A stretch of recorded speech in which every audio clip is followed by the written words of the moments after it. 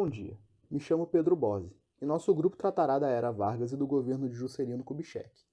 Para tal, iniciamos com a seguinte pergunta: quem era Getúlio Vargas? O mesmo é controverso, mas ainda assim relevante para discussões atuais, mesmo após quase 70 anos de sua morte.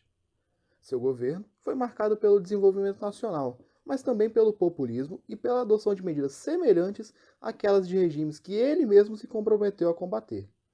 Nascido no Rio Grande do Sul, Vargas passou por alguns postos políticos antes de sua chegada à presidência, com destaque para seus mandatos como deputado federal e como ministro da Fazenda no governo de Washington Luiz. Além da política, Vargas possuiu posto militar e se graduou em Direito ainda jovem. Sabendo de seu histórico, podemos melhor explicar seu governo. Bom, eu sou o Diogo e eu vou começar a nossa apresentação e vou falar sobre quase toda a Era Vargas. A Era Vargas ela começa lá na Revolução de 1930, foi liderada pelo próprio Getúlio Vargas e pôs um fim na República Velha, dando fim às articulações políticas entre as oligarquias regionais do Brasil, que colocavam à frente os interesses particulares dos líderes à frente dos interesses do Estado e da nação como um todo. E quando teve a Revolução e Vargas assumiu o poder, ele prometia eleições presidenciais sempre, só que adiava essa decisão para se manter no poder o maior tempo possível. Após a Revolução e Vargas tomar o poder, começa o início do governo Vargas, a primeira etapa, chamada de governo provisório. O governo provisório foi marcado por uma alta tensão entre a centralização do poder em torno de Vargas e o descontentamento das antigas oligarquias estaduais com essa centralização. E Vargas, ele, para os principais cargos da administração, ele botou os tenentes que ajudaram, participando da Revolução de 1930, que colocou Vargas no poder. Depois desse governo provisório, veio o governo constitucional, chamado da segunda etapa da Era Vargas. Foi marcado pela promulgação da Constituição de 1934 e a eleição indireta de Getúlio Vargas para presidente da República pela Assembleia Nacional Constituinte.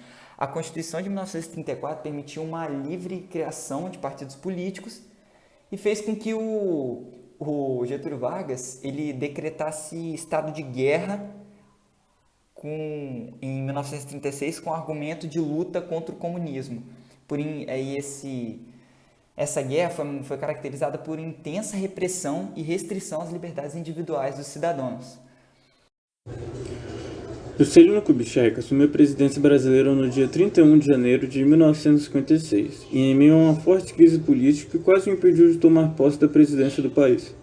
Durante todo o ano de 1955, grupos conservadores ligados à União Democrática Nacional, partido político da época, articularam-se politicamente para impedir a realização das eleições presidencial e depois para impedir a posse de Juscelino Kubitschek, vencedor das eleições. A construção de Brasília era vista por Juscelino Kubitschek como uma forma de integração econômica no interior do território brasileiro, mas também como uma forma de reforçar o nacionalismo. A construção da cidade de Brasília foi realizada em tempo recorde e gastou uma quantidade de dinheiro gigantesca, pois o presidente sabia da necessidade de finalizar a construção da cidade durante seu mandato.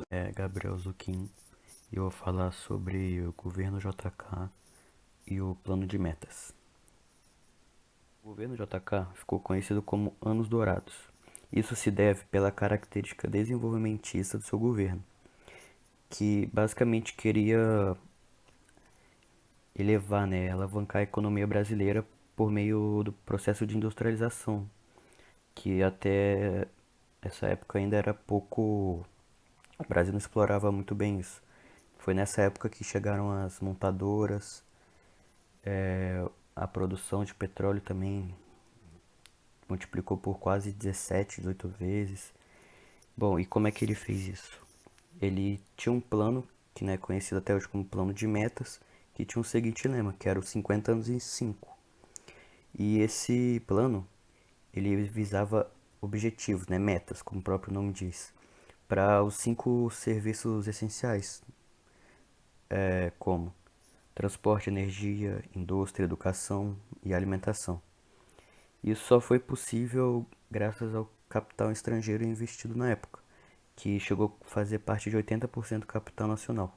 Mesmo com esse capital injetado, né, na economia brasileira das multinacionais, isso acabou sendo uma coisa ruim, porque chegou num ponto que as empresas multinacionais, né, estrangeiras, elas tinham mais lucro do que investimento.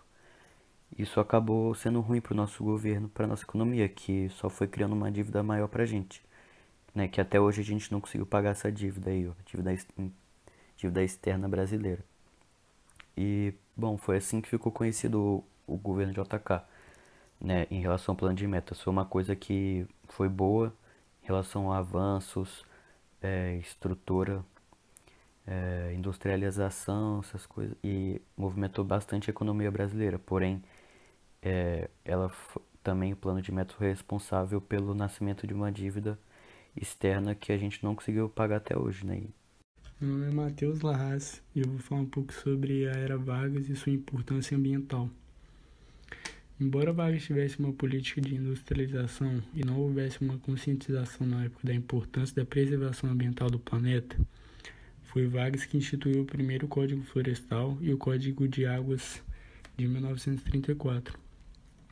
Com o passar dos anos, tornou-se de suma importância a preocupação com a proteção do meio ambiente. Sendo assim, surgiu a promulgações de leis federais, como por exemplo, a Política Nacional do Meio Ambiente, a PNMA, e de lá para cá vem sendo cada vez mais rigorosas as punições e as leis em cima daqueles que desobedecem essas questões ambientais. E em 2019, o Brasil mudou o seu discurso sobre o meio ambiente, o que agravou a sua situação cada vez mais foi o fato da queima na Amazônia e um aumento de 30% no número dessas queimas. No dia 13 de agosto, a Embaixada Brasileira de Londres estava coberta por uma tinta vermelha e protestantes ativistas que cobravam um parecer do Brasil sobre a situação. O Brasil sempre fez pressão para que países desenvolvidos assumissem mais responsabilidade sobre questões do meio ambiente.